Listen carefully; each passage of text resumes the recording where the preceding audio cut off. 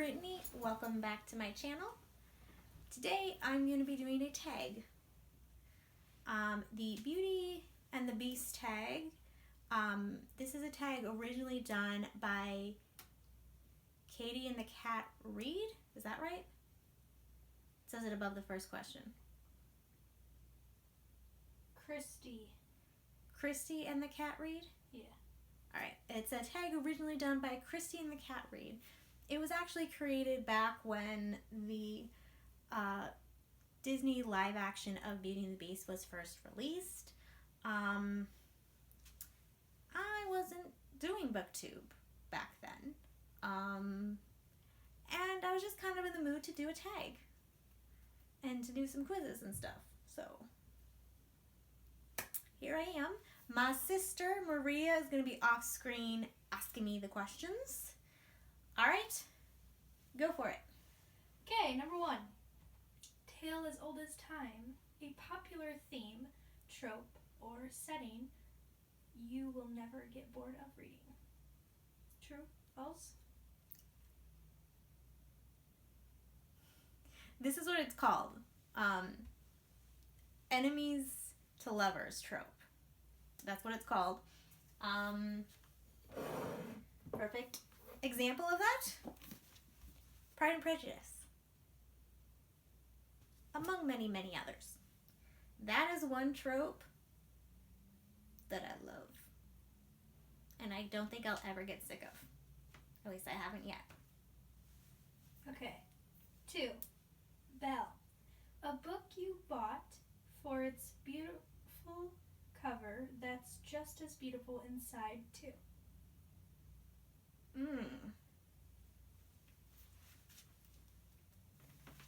It's mostly hard because I try not to judge a book by its cover. And if I do, I can't say I've been overly impressed by the book behind it. Oh gosh. These two I got at a thrift store. They are a Barnes & Noble special edition. They are hardcover and they're tiny and they have gold decal edges that I love. I love that it fits in most of my purses so I can take it with me. It's durable and so they don't get damaged. I usually put like a rubber band around them so they don't open. And they are The Hound of Baskervilles and The Adventures of Sherlock Holmes by Sir Arthur Conan Doyle. These are the only ones I could think of because I'm like, hardcover, they're gorgeous decal, so. That's the closest, but I usually pick out, based on the synopsis of the book. Okay, question number 3. Beast.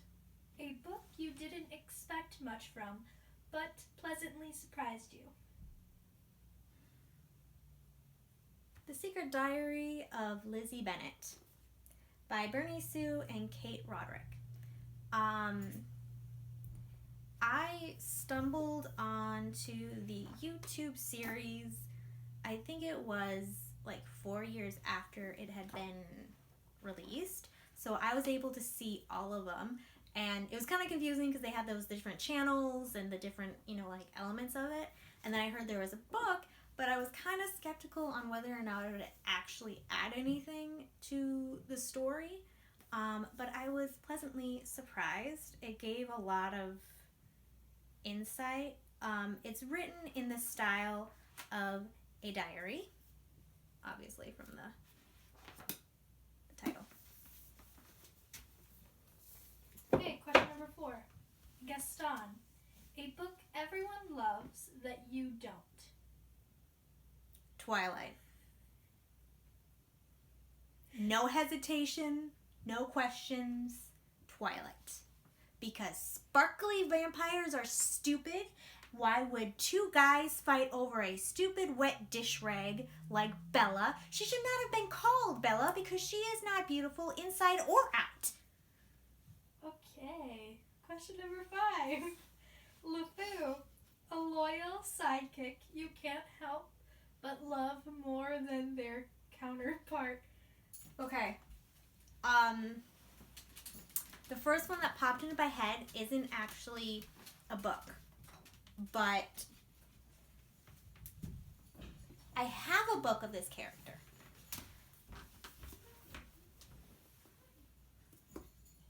In the prequels, the story technically centers around Padme and Anakin, but mostly Anakin, and I would say that my favorite character from the prequels will always be, and it's partly because of Ewan McGregor, I hope I'm saying his name right, Obi-Wan Kenobi. Because he's awesome. Yeah. Okay. Number 6. Mrs. Potts, Chip, Lumiere, and Cogsworth. A book that helped you through a difficult time or that taught you something valuable. A series of unfortunate events. This taught me something. When I was reading this, I was battling depression. And basically, it just kind of fed into the depression. It made me sadder. It made me go into a dark place. And I was just keep going with the series. I kept going because I love the writing style. I wanted to know how it ended. But one day I stepped back and I'm like, this makes me feel worse. It doesn't help me deal with my depression. It doesn't lift my spirit. It doesn't help me escape from anything. It just makes it worse. And it wasn't worth my mental health. And so I decided to put it down, even though I wanted to finish the series. It taught me that your mental health should come first, and that if a book is making you feel so sad, or anything really, if you're watching a movie or series, for me, Supernatural. I enjoyed Supernatural, but it did the same thing where it was so dark. It brought me down instead of lifting me up. So if you have something that makes you feel that negative, put it down, walk away from it. It's not worth it. And that's what this book series taught me. I kind of went to a serious dark place there, but yeah. Question number 7. Something there. A book or a series that you weren't into at first, but picked up towards the end. Honestly, if I don't love the first book of a series, I don't finish the series. So I can't say I have any examples because if I don't like it, I don't. Maybe it doesn't have to be the series, just like the beginning of the book, and then you get to the end, and then you're like, oh, which drew you at the end of the book to finish the series?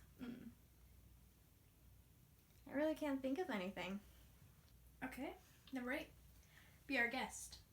A fictional character you'd love to have over for dinner. Miss Marple. Because first of all, I love to knit too. She is kind of cynical, which I can kind of relate to a little bit. I can be kind of cynical. And she would have the coolest stories about how she catches murderers. And I just think that would be fascinating. So yeah, Miss Marple. That's it. That's it? That's all the questions? Mm-hmm. So yes, that was the Beauty and the Beast tag. If you are a creator, a content creator who wants to do it, I don't wait to be tagged, but if you feel like you need to, boom, you're tagged. Tag, you're it. Stop laughing at me. I don't wait to be tagged, I just say I'm it. So you're the kid at the park that everyone hates because you're not sure who actually is it? Well, no, because I wouldn't actually ever play tag because I'm slow, I'm not a fast runner, and I would always end up it for like the entire game. You're always it. Yeah. Like when I played tag as a kid, I was the kid that was always it because I was so stinking slow. And then I'm like, okay, it's been an hour. I'm it. And not to be one of those kids, but I'm like, this just isn't fun anymore. I mean, who wants to be it the whole time? And it was hard because I was also short. So then, like, yeah, I don't know. It was tight was never fun for me. Put your answers in the comment section below. And if you enjoyed this video, please give me a like and subscribe. I feel weird asking that, but you know. So you know you can do more content. Yeah. And to help me know what kind of content you guys like to watch. It really does help with that too. So, awkward promotion over. Thank you for watching my video, and I hope to see you next time. Bye.